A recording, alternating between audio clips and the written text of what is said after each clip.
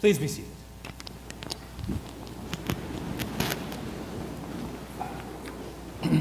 Well, a few years ago, the unthinkable, or maybe just the unimaginable, came to fruition. Now, I'm not referring to anything involving politics or technology or even the church. Instead, I refer to the culinary world this morning. For just a few years ago, 5 to 10, something like that, people began marketing and making chocolate chip cookies with dark, bitter chocolate as one of the main ingredients, with lovely, sweet caramel drizzled on top. I know, crazy. But they didn't stop there.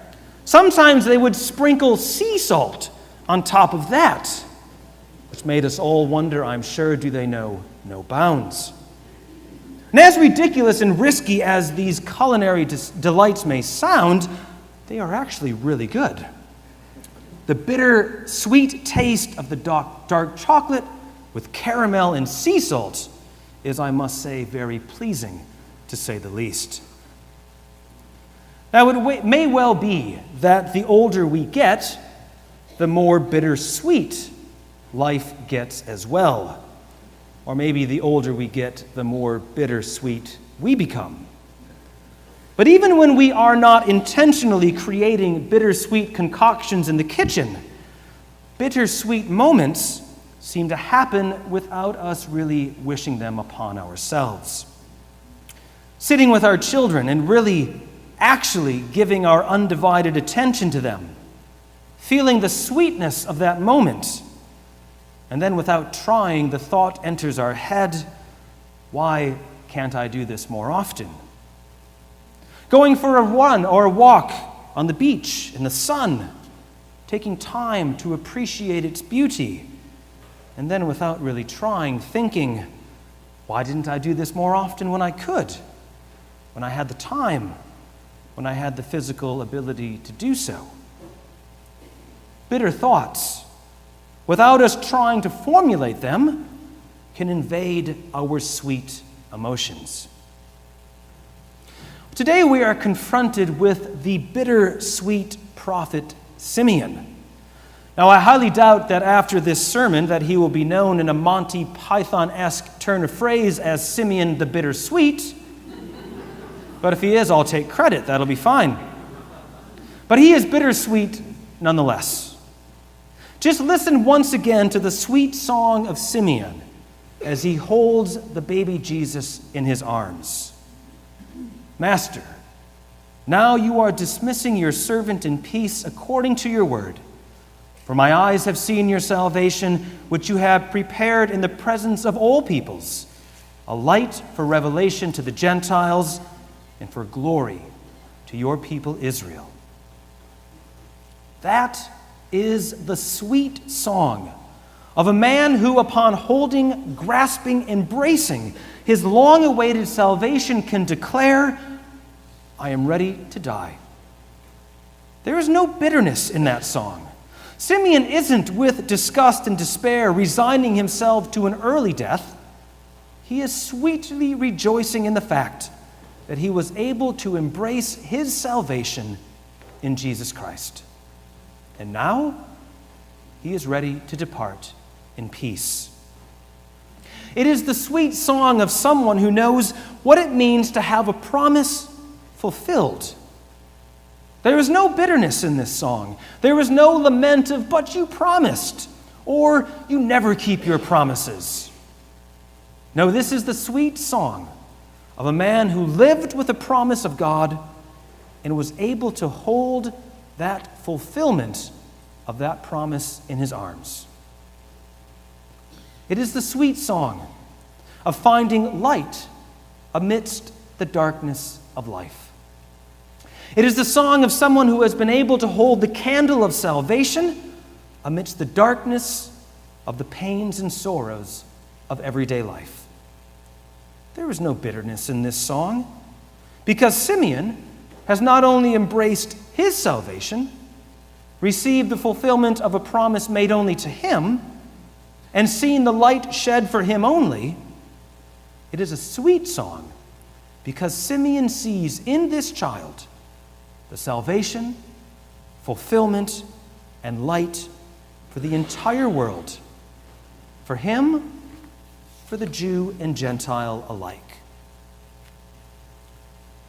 But there is bitterness to come, and Simeon can see this as well. It's almost as though he can't help it. The bitterness comes with the sweet when he gazes upon Jesus. For amidst the sweetness, Simeon can't help but see the bitterness sprinkled upon the life of Jesus. For he follows up his sweet song with the following bitter message to Mary.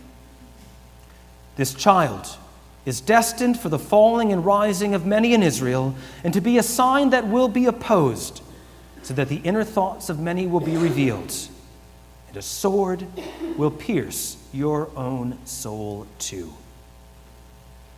Just in case we bask too much in the sweetness of the child Jesus and all of the wonderful things that he brings into our lives, we are reminded this morning that there is also a bitter, heart-piercing edge to his story, his life, and his call to follow and to be a servant. Like Simeon, as we gaze at the Christ child and find in him salvation, fulfillment, and light, our gaze must be refocused to see and know that all of those things will only be fully realized through the bitter rejection, arrest, trial, crucifixion, and death of this child of peace, joy, and life. In this way, the presentation of Christ in the temple serves us, as it has the church for centuries, as the bittersweet hinge between Christmas and Lent. We can mark today as that annual turn from the cradle in Bethlehem to the desert, the upper room, and the cross on Golgotha.